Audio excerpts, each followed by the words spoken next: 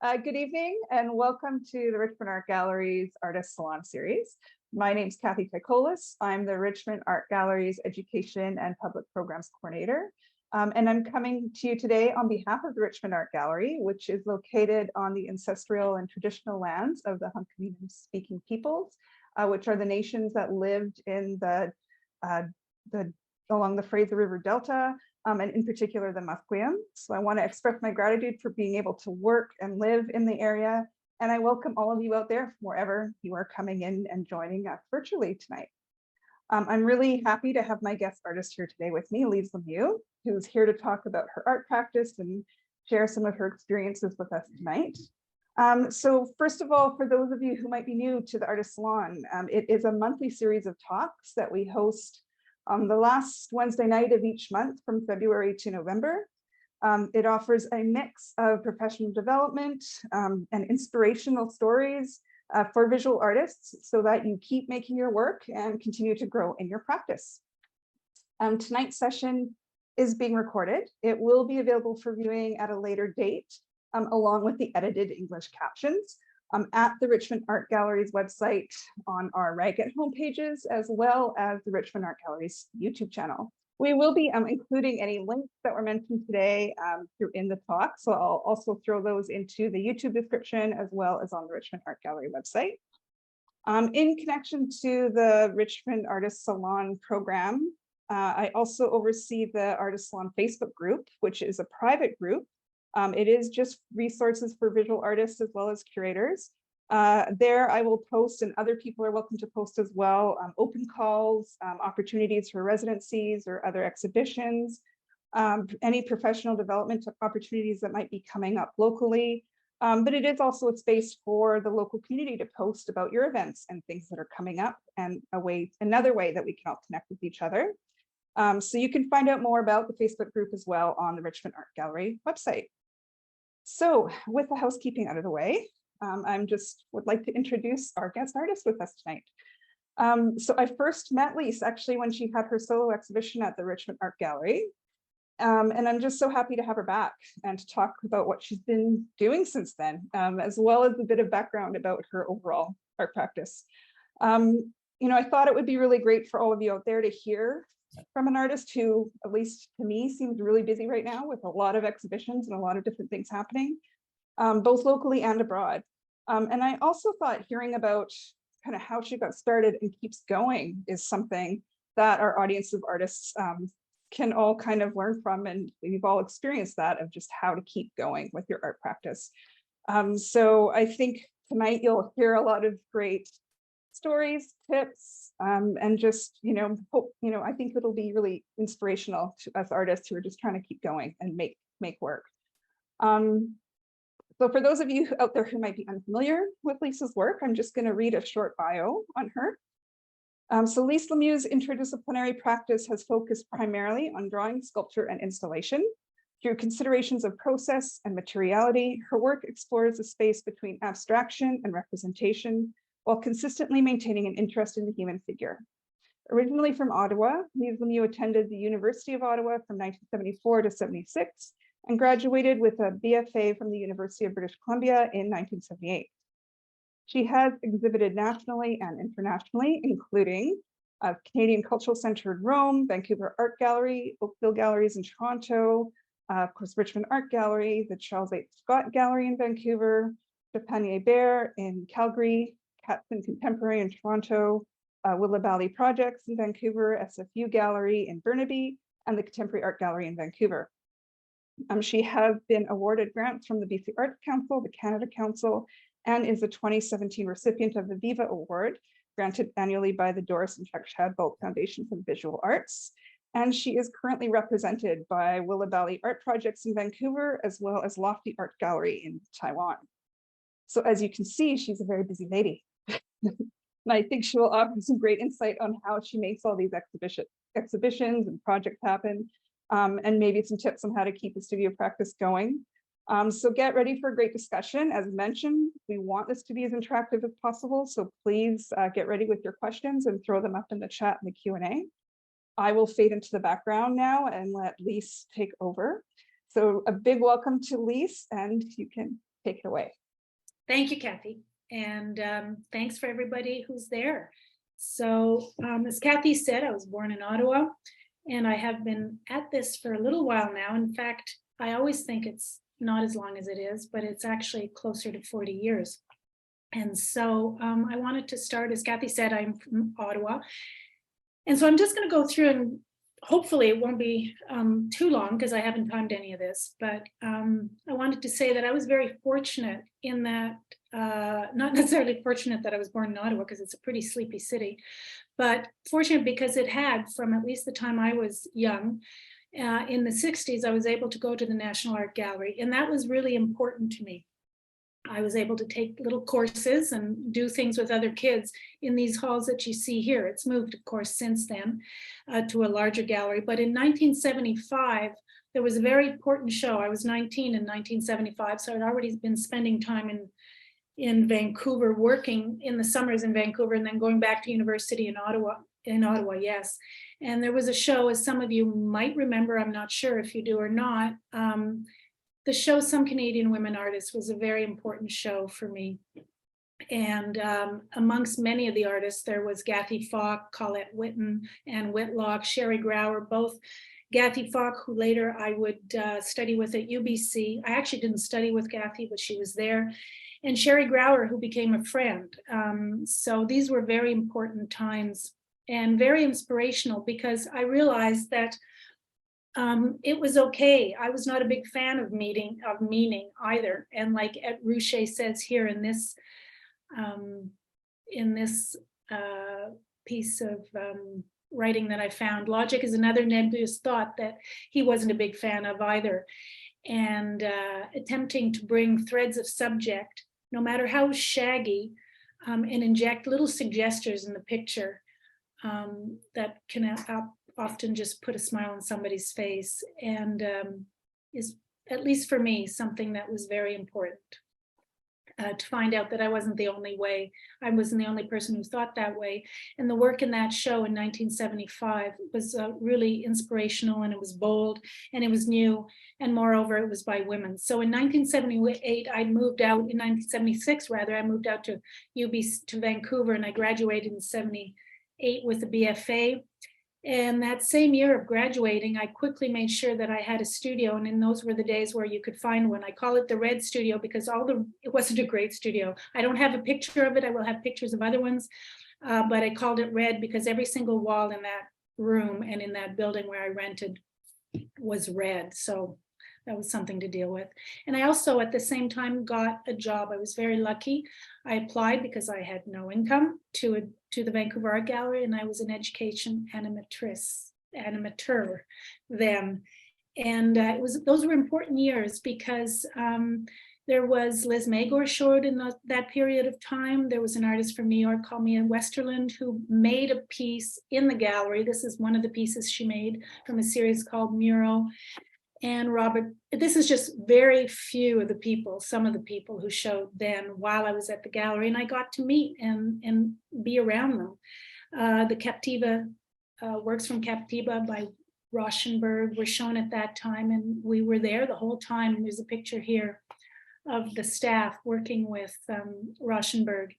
And one of the things I realized from that series that you see on the wall, that's on the floor and later on the wall below it, are called Hiccups.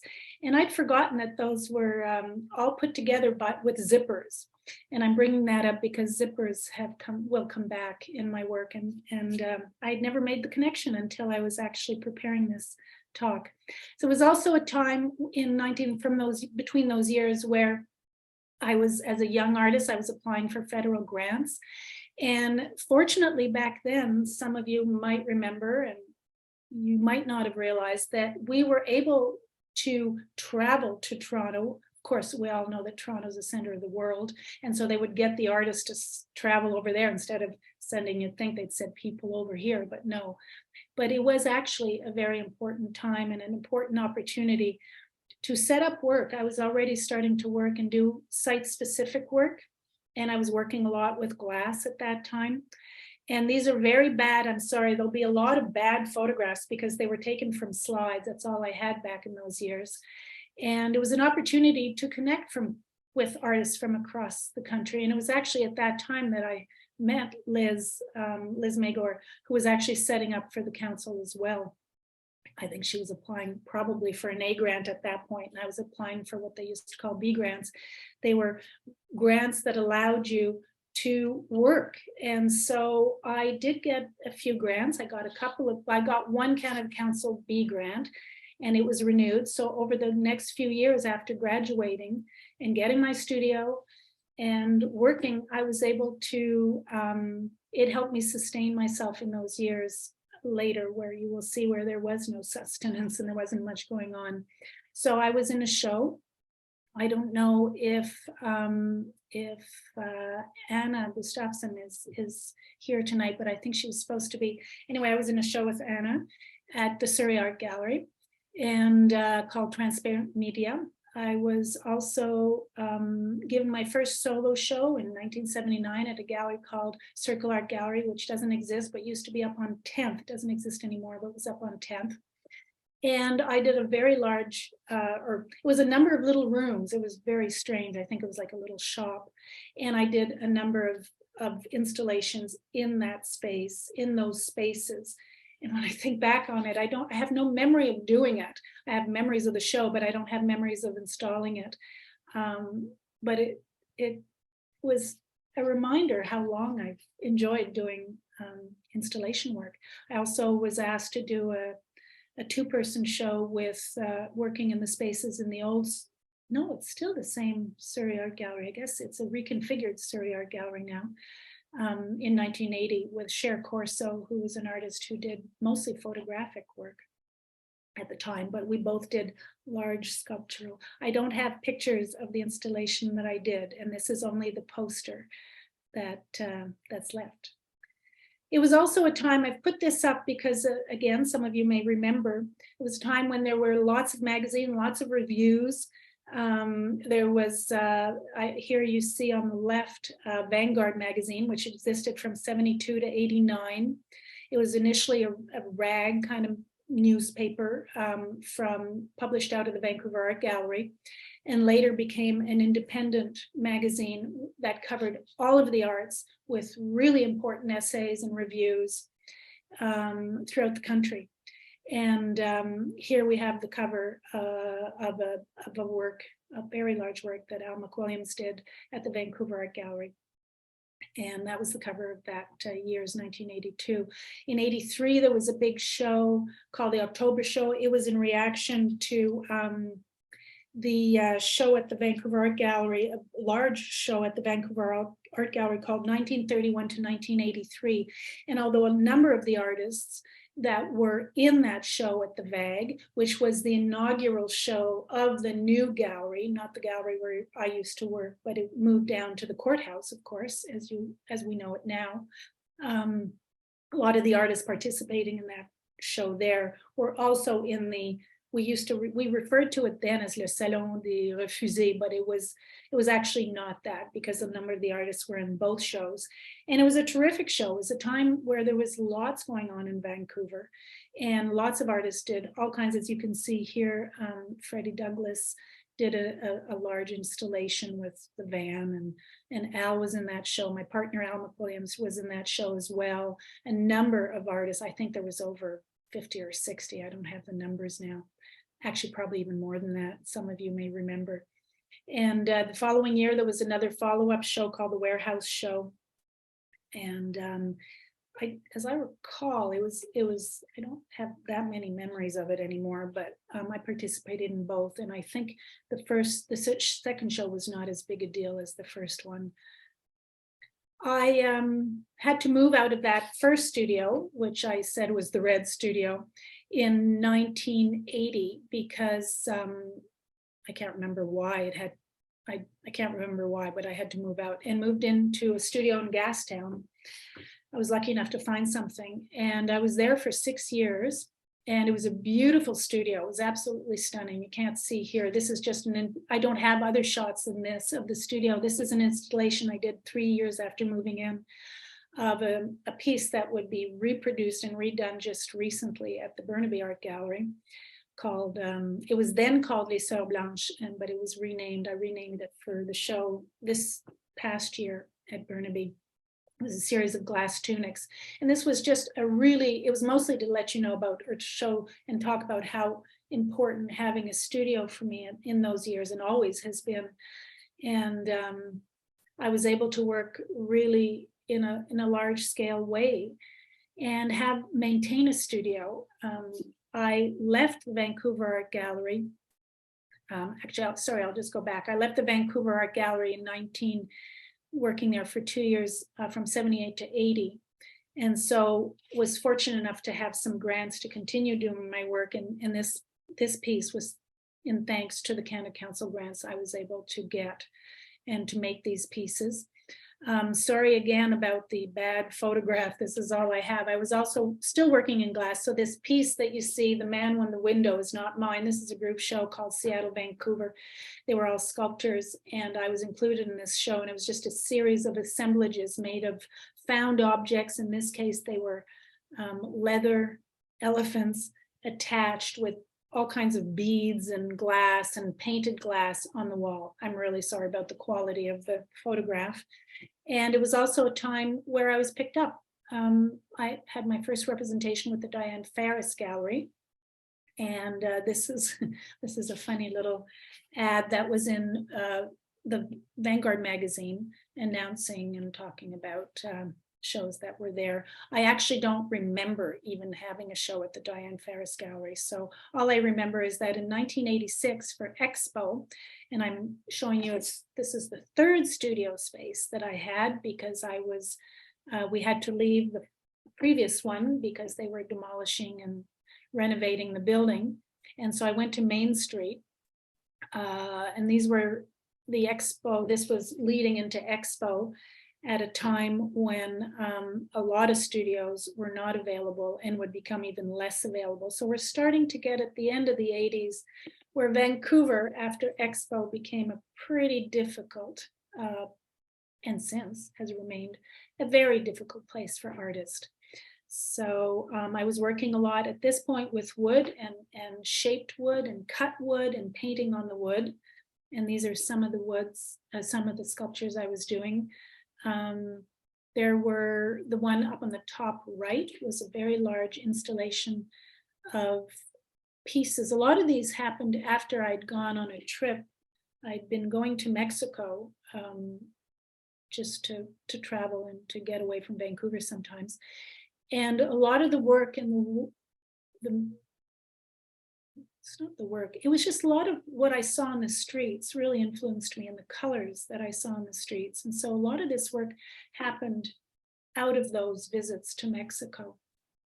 The small little green piece you see there in the middle, I don't know if I do this, can you see me? Can anybody see what I'm pointing to? I'm not even sure if you can. Anyway, if you can, I'm pointing to the piece next to the top. Oh, good, thank you.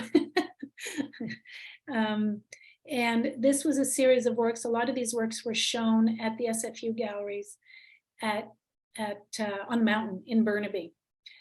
James Felter was the director and curator there at the time, and some of these were shown then. I'm not sure what else I can tell you about these pieces. A lot of these pieces too, the bottom middle piece with the two panels, this one here, were made from photographs of my family, as was this piece here. So I was reproducing and painting my family. This is my grandmother, this was my mother, this is my brother, and these two figures here are of me when I would do ballet. When I was as a kid, I danced a lot. So then I got kicked out of, well, in fact, this studio here, where I was for barely a year, was arsoned for Expo. A lot of that was happening in those areas. And so needless to say, I had to find another studio, and was lucky enough to land in 1986, at the end of 86, where I am now. And this is the first space in the building where I am now that I had. And it's been my home ever since. This was a very small space. I was working at the time. I started after I was doing a lot of the work with wood and painting on wood. I went to Rome for a period of time, little over half a year, and had some shows in Rome and was living in Italy. And at the Canadians, I had a show at the Canadian Cultural Center in Rome, and then later in Perugia. This is a photograph, again, really bad photograph from slides of the installation that I did. I was working on paper. Each of these sheets of paper, you can probably tell they're panels, and each one at that time was sewn together with thread, well, with very thick cotton thread. These were watercolor, dry pastel, and ink. Yeah. And they were just installed in the building in Perugia as they were hung actually on the pillars. These were also the years, sorry, it's kind of embarrassing having this photograph here of me, but it was just to point out that it was between these years, from 88 to 2015, I worked. So I guess that's a total of something like 25 years or something. I counted it earlier, 24 or something, for Radio Canada. I was both a producer, and for a year I was even a television reporter. And I had to survive, and this was what I was doing. And I actually really, really enjoyed working there, but it took up a big part of my life at a time in those years where showing became much more difficult. And the last show I had where I was able to show my work was in 1990 at the Charles H. Scott Gallery at Emily Carr, at the old Emily Carr. And I showed very large neoprene work. I was working very large, well, both. I was working in all kinds of sizes, but I was doing very large neoprene, what I refer to as tunics. And I also showed some drawings there, because consistently I have also done a lot of drawing throughout this period of time, well, from the very beginning. And that was pretty much the last show I had for quite some time. So this is where we come back to my initial slide, where for 1991 to 2004, or really it was around 2003, there was a lot of asking myself, must I in fact be doing this? And should I be doing this? And if I am, how the hell am I going to be paying to keep a studio?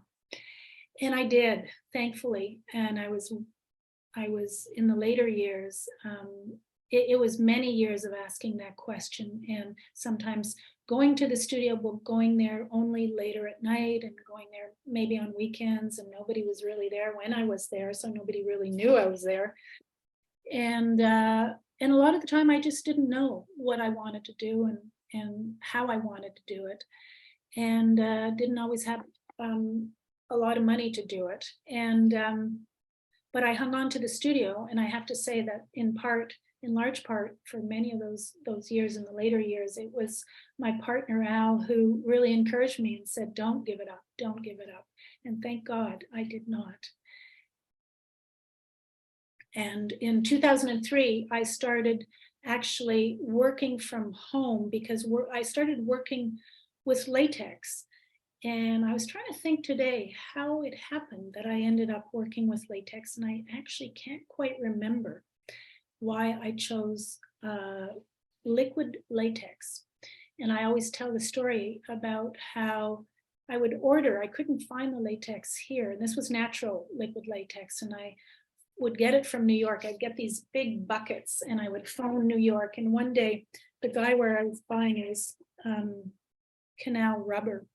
And the guy that I would phone and ask for this rubber at Canal Rubber said to me, "You know, there's this other young lady who a number of years ago would order this this latex. It's so weird. You're ordering the exact same number that she did." And I knew nothing about the numbers of the latex number exactly that I was ordering.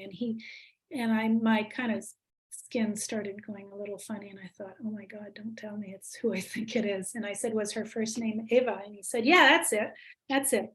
And of course he was referring to Eva Hesse. And the reason I was bringing it over from New York, as I said, is because there was nothing. So there was nothing here at the time. So I was pouring it onto sheets of plastic, hard plastic, and plastic that had form and that had patterns on it. Sometimes it did. And then I would peel it off. And I would then, I would scan. I found a scanner close to the studio. That was a very large scanner, a tabletop scanner. I forget the name of it. It's a cruise scanner. There isn't one in the city anymore. This was back in 2004. And I would scan them and then transmount them. So what you're looking at on the left of the screen, these two are actually not the real things. I did have them. I had them for a long time. The whole point in my mind of using the, I just remembered why I was using the latex. It's because it was going to deteriorate and I didn't want to keep accumulating objects in my studio. And so but then I ended up scanning these and transmounting them. And what you're looking at on the left are the transmounted scans. The scans are high resolution. And so when you look at these scan transmounted pieces, they look like it's the real latex that, and in this case, latex and what do you call that? Cotton, cheesecloth. They were assembled as objects and then they were scanned and then they were mounted and they look like the real thing has been sandwiched between two pieces of plexi. The pieces over here on the right were actually suspended. These were shown in 2004 at a little pop-up gallery on Robson Street and called Art and Soul. And I showed all of these transmounted pieces and these latex sculptures in the gallery at that time. And so that kind of kick-started things a little bit again. I was also doing a lot of digital drawing, and these were shown, these were shown as well later on, a few years later. And I stopped doing the digital drawings after 4 or 5 years because I was still, of course, working at CBC, but I was getting, because I was also doing a lot of editing as a producer, you end up doing a lot of editing of interviews, and I was putting my body out from being in front of the computer all the time, and my neck I just damaged myself pretty seriously doing all of that. And so I started doing serious watercolors and drawings on paper. And that continued for many years after, and to this day continues. So this is the pieces, the digital pieces, as well as the watercolors that I was invited to show at Chernoff Fine Arts in 2009. And that as well gave me some exposure, and it was pretty exciting because people were sort of paying a little bit of attention to what I was doing again. And then the following year, in 2010, I lost my job at CBC and Radio Canada, and the opportunity at the same time, the opportunity to take over a larger space, which is my current space, the space that you see here, came up in the building where we are. So I'd lost my job, I had no income, but I had the opportunity of getting a larger studio.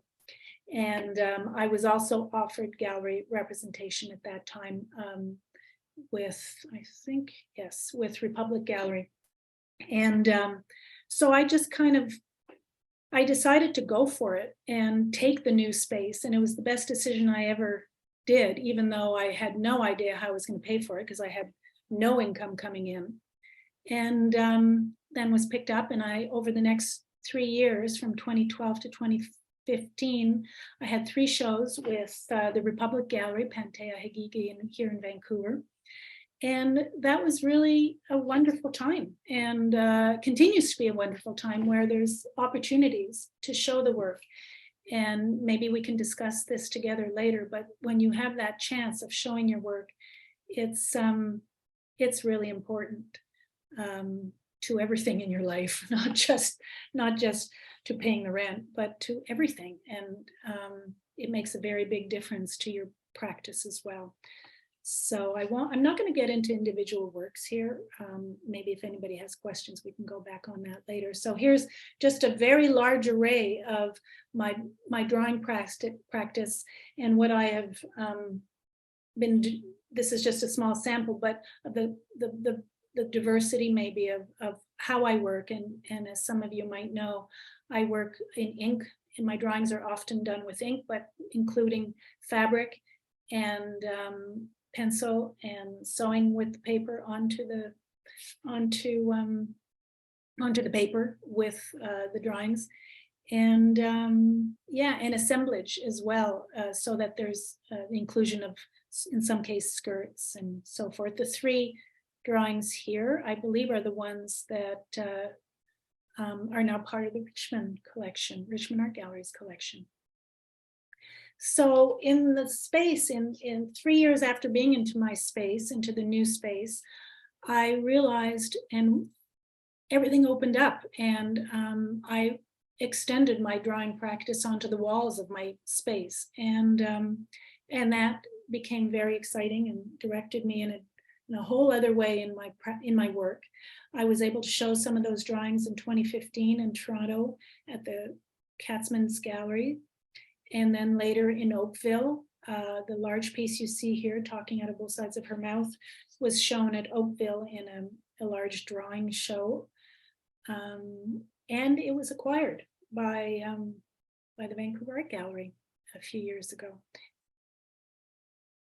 And then, of course, there was the show at the Richmond Art Gallery, which was just one of the greatest opportunities to really extend my practice, my drawing practice, and my installation. And the folks there were absolutely unbelievable and really put up with me putting up a lot of crap in the gallery that they had to deal with only later when they had to take it down. It was a wonderful opportunity to work on such a large scale and understand how much and how important that was to me. I was then invited to work outdoors and indoors. No, not indoors, sorry, but inside the building, from inside the buildings of the Contemporary Art Gallery. So the frontage of the Contemporary Art Gallery, as well as the exit station that they curate at the Roundhouse. And I said that if I was going to do that when they offered this show, I said I really need to have the whole. They had initially offered these windows here at the front. And I said that I would really enjoy doing that, but only if I could take over the whole building. And I did, as well as with the exit station, every single window and available space that I could, I took over. Then I was offered a few years later the opportunity. I was told that I had been shortlisted for a public art project, and I had never thought I would be interested. In fact, I'd always stayed away from public art because I had heard how complicated and how fraught public art can be, and it is. I've learned that it is, but it can also be an amazing chance to put your work in a context that is where people can see it and enjoy it, and is super challenging. So what you see on the left are the sketches. I didn't know what to do and how to do it. I had never done this. I had no idea. So I just thought, well, if I'm going to do this, I'm going to do what I do in the studio and then figure out how to put it out outdoors. So I made, what you see on the left are some sculptures, objects made of paper that I had painted and had fabric on, and that I built the way I would normally build. And then it took about 1.5 years to figure out, well, that's fine, but I had gotten the project, but how the heck am I going to make this?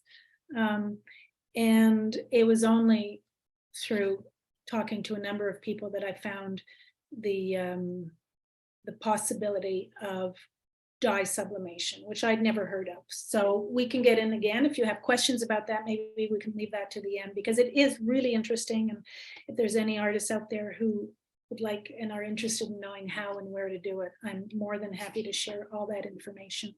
So what I was going to say earlier is I've made a lot of work, not a lot, but I've often used zippers. And if you can see two of these pieces, yes, this piece and this figure and this figure have nice big zippers around them. And part of that, the whole point of this project was to put one, drawing out in the public, and two, to put fabric out in the public sphere outdoors. And that's why dye sublimation worked out really well. And if any of you have seen these, you really have to go right up to them to know that they're not made of fabric. So the fabricators in the States, in Washington State, who did the dye sublimation, and the fabricators in Calgary, Carvel Creative, who made the objects, they're steel and aluminum shapes. So my little cardboard shapes were made out of steel and aluminum, and then the panels were dye sublimated. More on that later if you're interested. And a few years later, I was offered the possibility of joining Willabali Art Projects, and I did, and I've shown with him. So I currently show with Will as well, and that's been a really great opportunity. I had another show just before the pandemic. In fact, it started in January and was shuttered a month later when it was supposed to go through till May, of again, a large scale drawing that you see in the background there. It's fabric, black oil stick, ink,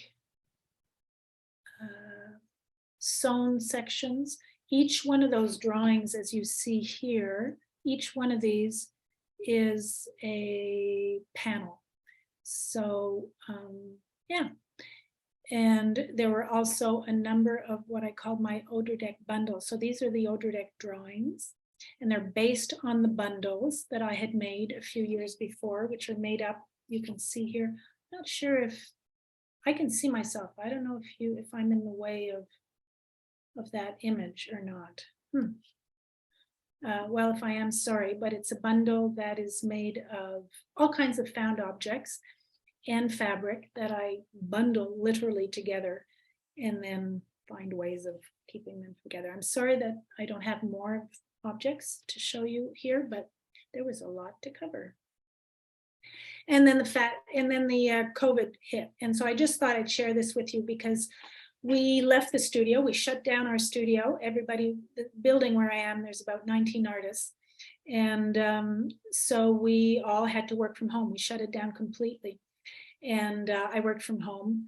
And luckily we have some not spare rooms, but we converted some of the rooms into our studios. There's two of us. So we had two little spaces where we could work out. And I worked mostly, again, of course, on paper. And color, lots more colors showed up again. And that was great.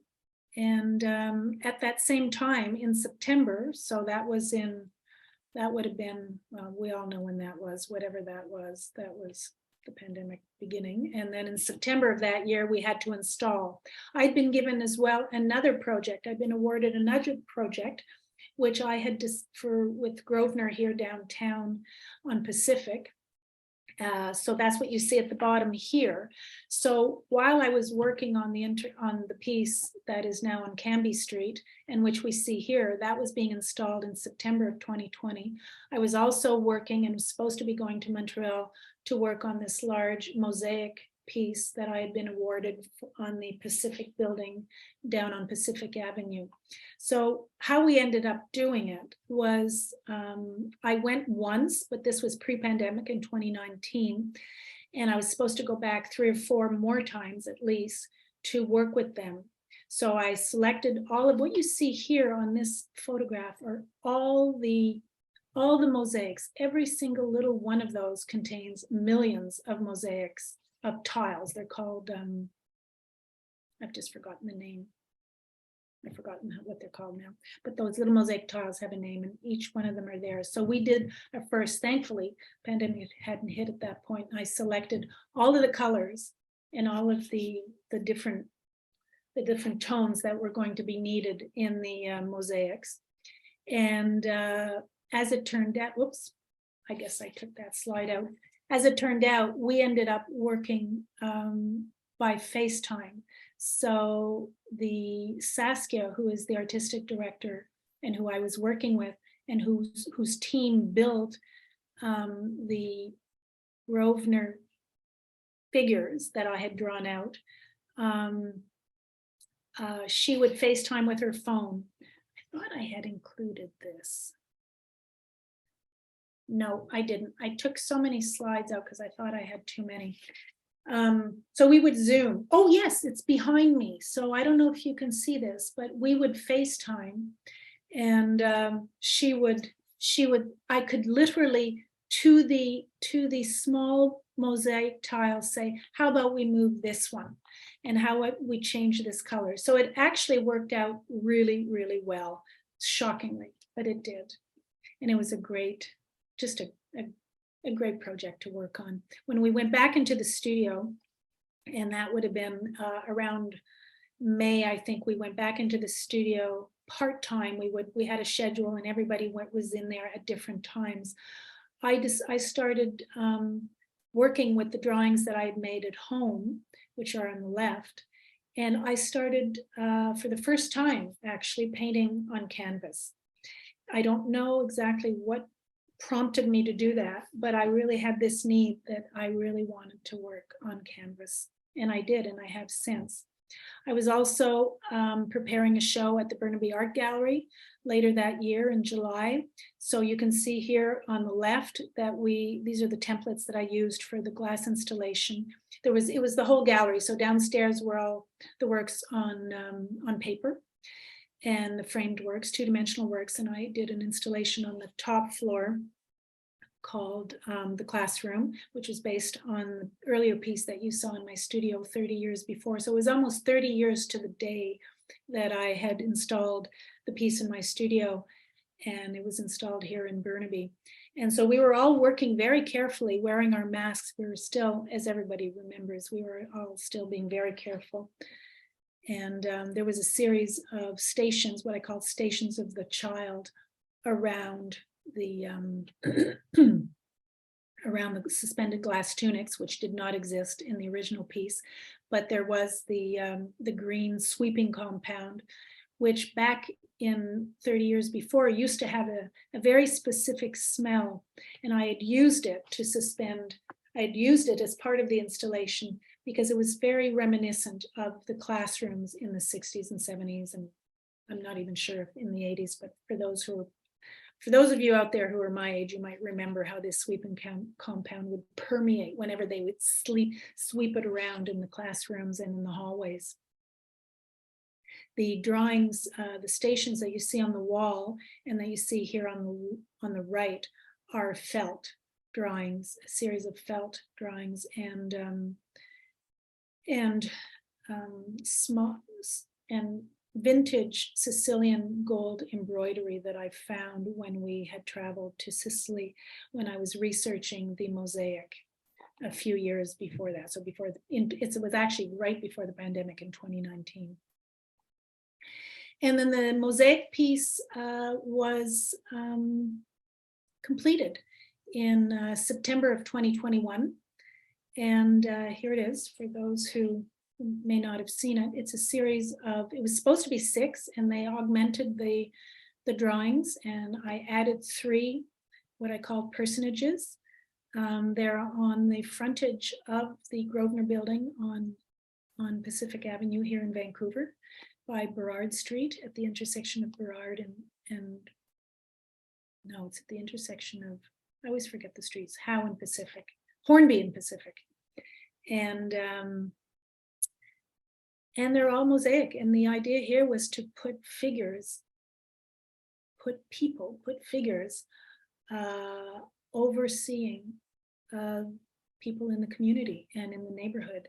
And each figure, I tried to draw figures that were sometimes gendered, sometimes not, sometimes just ambiguous figures that everybody could relate to. For example, the couple is just a couple. It's not a male and a female. It's not two males. It's not two. It's just whatever one wants it to be. Just like the figure in the center as well.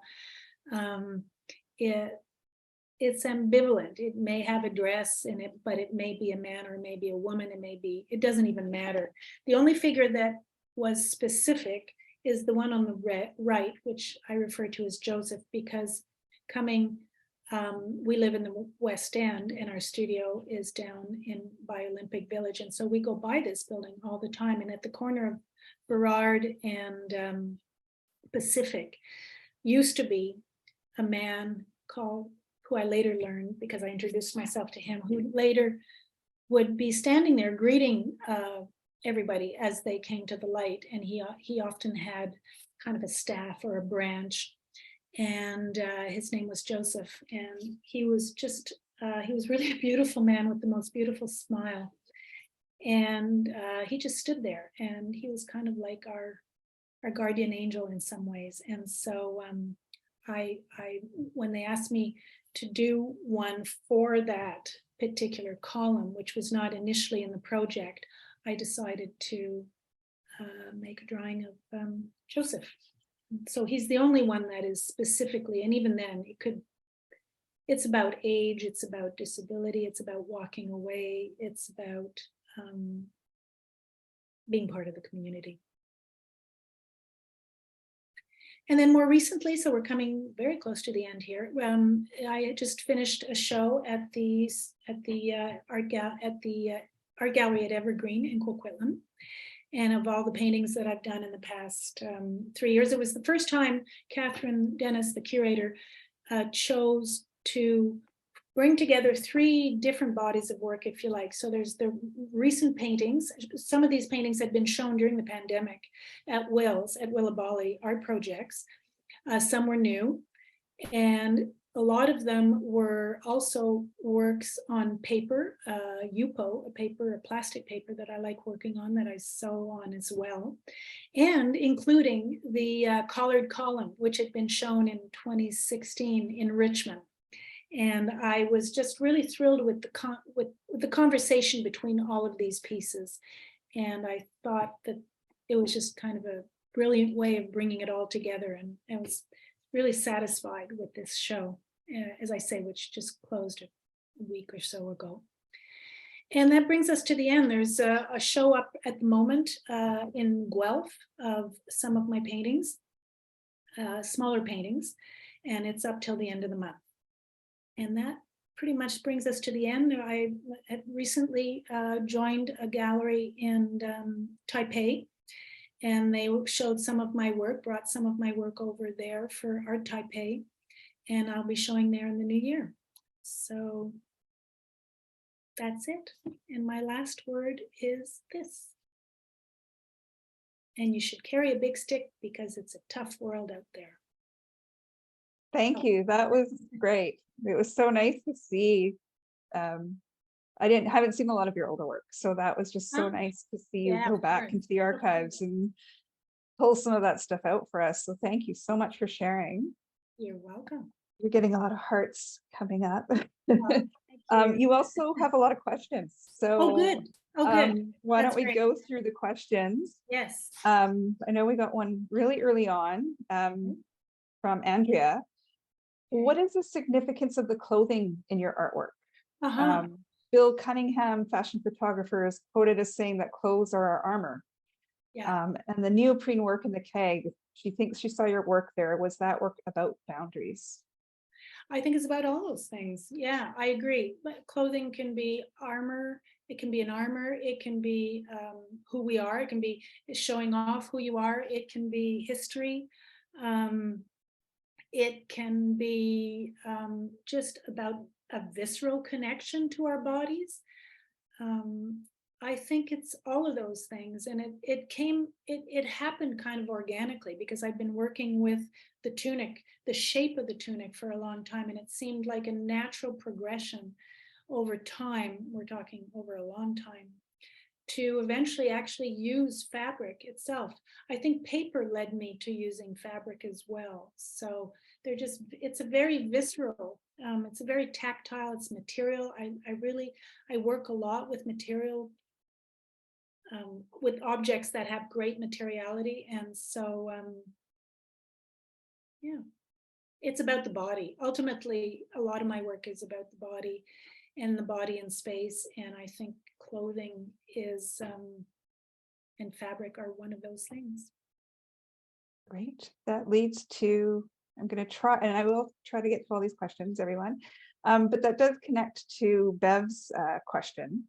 Bev said first, that was lovely. Thank you. What inspires you and how do you decide on materials? Yeah, it does kind of connect. It's entangled with my last answer, I think. What inspires us? Yeah, that's always a question, isn't it? You know, it's all kinds of things. Sometimes it's a color, sometimes it's a thought, sometimes it's a dream, sometimes it's mostly when you keep working, one thing just brings you to the next. And it's kind of like research.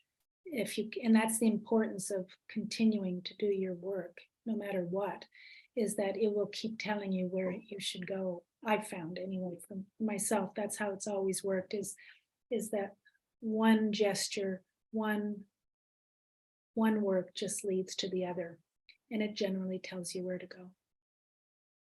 Great. That also kind of connects to Andrea's other question about Lesueur. She said, what prompted you to change the name? Is the classroom an extension, is the new classroom, I guess, the extension of the classroom? It's a good question. That's right. It was a number of things, but mostly it was because I realized it was more about the classroom at this point than it was about the nuns themselves. What I didn't say was that these were that piece when I was in school, it was with the nuns in Ottawa. And as a French Canadian, I was raised in the Catholic school system. And I realized that, especially with Burnaby, where that room so lent itself to that installation that I'd always wanted, had never been public. The show that, in fact, the installation that I did in 1983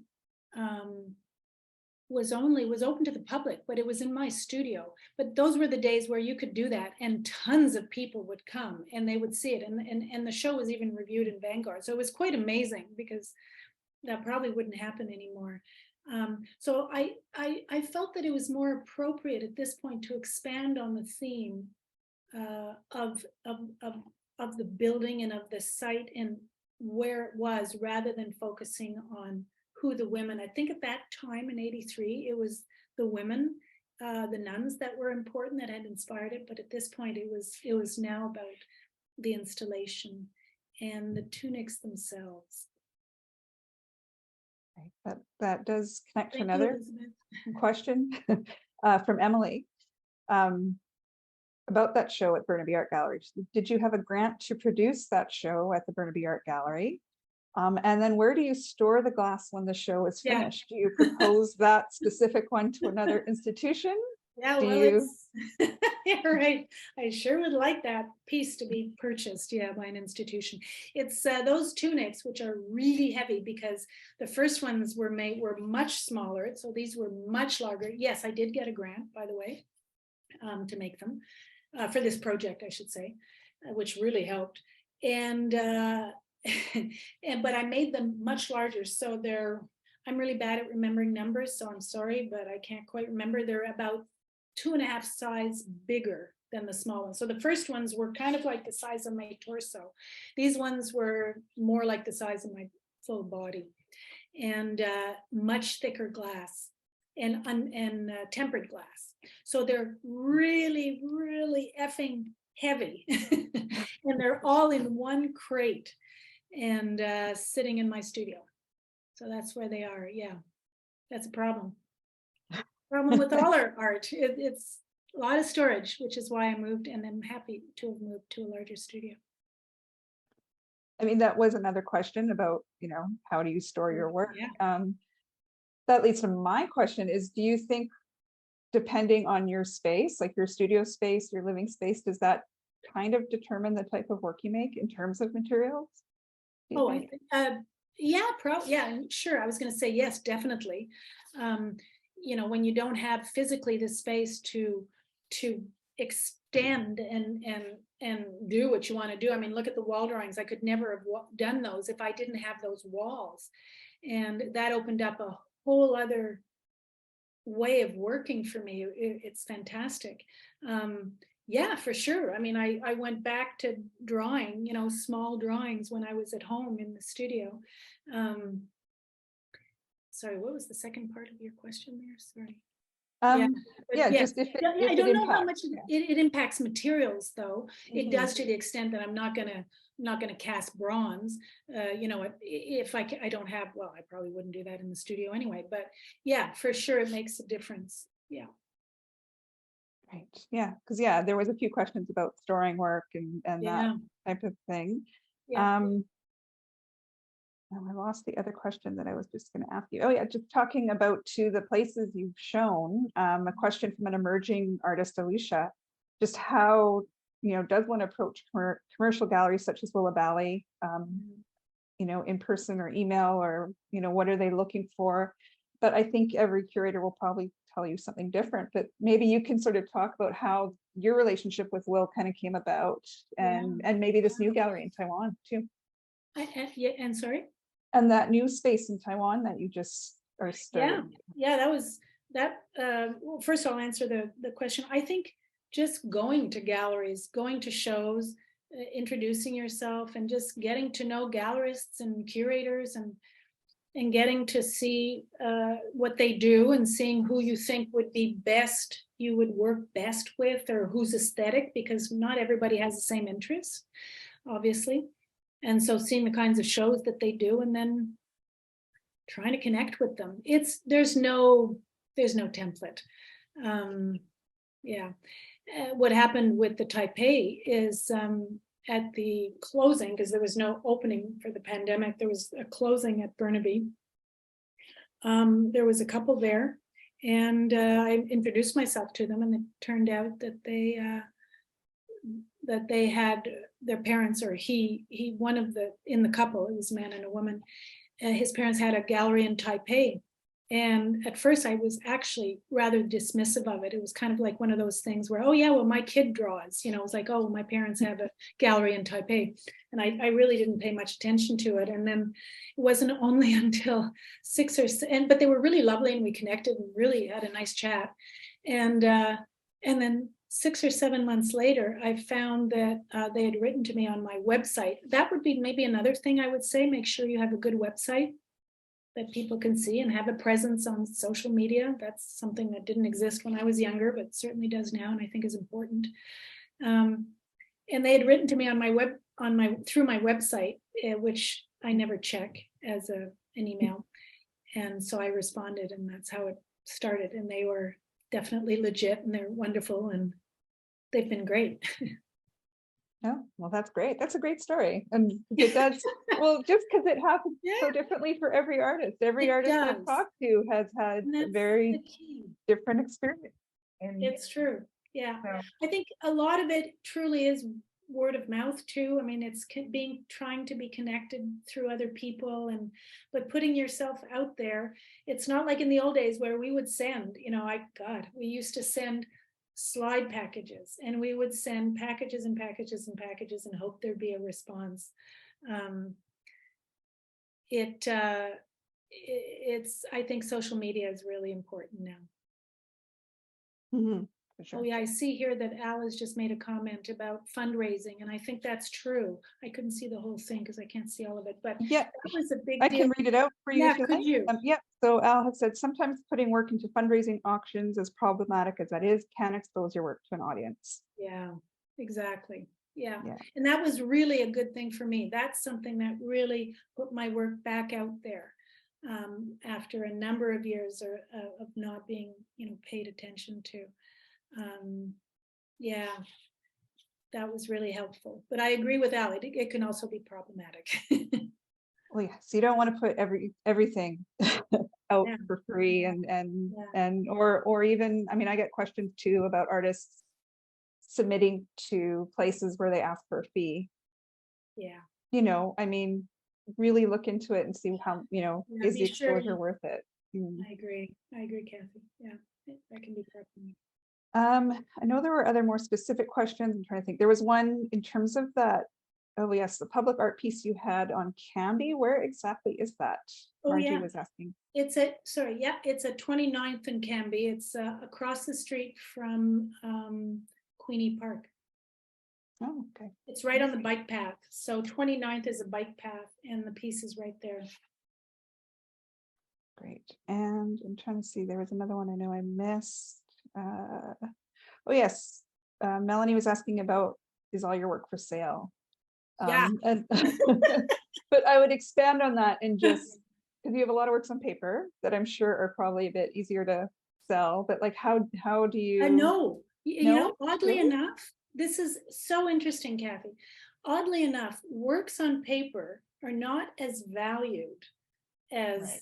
Yes. works on canvas. So it's actually more difficult, I have found, to move works on paper. The other thing is, don't forget, you have to frame. Framing is important. I mean, it is expensive. It's important, but it's also expensive. Yeah. Yeah. Oh yeah, somebody's asking about sublimation. Yes. Because you had mentioned if anyone was interested, and someone is interested, if Veronica has asked if you could just, I guess, clarify on dye sublimation and what that is. So what it is, it's a really interesting process. So I'm not sure I can explain it as scientifically as one should, but basically it is, you have a sheet of aluminum. You can sublimate onto aluminum. And what it is you give the fabricators, you give them a file. That file is translated into inks and pigments. And the pigments, under very, very, very high, bienvenue Nicole, has very high cooking temperatures, if you like, baking temperatures. And they go from a state of being a pigment to a state of being gaseous, and then back again to being hard. And so once it's baked into, it becomes part of the aluminum, and it's absolutely durable. And so it doesn't fade, it doesn't scratch. The surfaces are, you really, really have to mash it up and try. I used to, when I was first testing it out, I would take my keys and try and to scuff it. And it took a lot to do that. Of course it can be graffitied, but there is something you can use to wipe it off, and it wipes off really easily. I've done it already. So it's a really, really interesting process. It can be done only on flat surfaces. So if you had a convex or even a concave shape, they couldn't do that. They did it a little bit. I did slightly on some of them, but that was really hard, and they really had to do it, and I think they'll never do it again. I was lucky that I was using a company in the States that had never done this, and so they were all keen on doing it. There is a company, if anybody is interested, there is a company here in Canada. I've actually got a third public art project that will start sometime probably in the new year. And I'll be doing more dye sublimation, but this time I'll be using a company out of Canada called Alto. And the artist, who I think she's either in Montreal or in Toronto, I'm not sure, Anna Bintalo, she's been using them, and a number of artists have used them now, and they're really, really good. So I would encourage anybody who is interested. It's not the kind of thing I could ever do unless I was doing a public art project. It's far too expensive, but it's accessible to if you have a project or a grant. Right, right. Great. Well, thank you. I think that is all the questions, I believe, in terms of the different topics we've had. Definitely there's a lot of comments about thanking you, and you've been an inspiration over the years, and love hearing about your process and love your works. So Thank you, audience, for your kind comments, and thank you, Lyse, for giving us such a great talk and a great overview. I loved hearing it all. It was wonderful.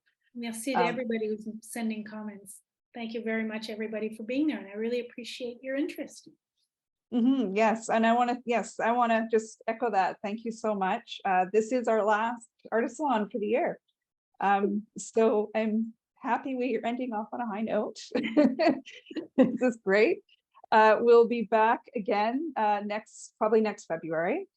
So you can join us then. But I really wanted to thank all our supporters out there who come to the salons, whether they're in person or online. Thank you to the artists, including Lyse. I want to thank Melanie Devoy, who's in the background, helping us out with all the tech. And so basically till next year, everybody, I hope you come back. I hope you see us again. I hope I see you at the Richmond Art Gallery or online. So thank you everyone for your support, and thanks, Lyse. It's so great to have such a friendly face on the salon with me tonight. Thanks everybody. Thanks Kathy, and thanks Melanie in the background too. Merci Right. beaucoup, tout le monde. Merci beaucoup.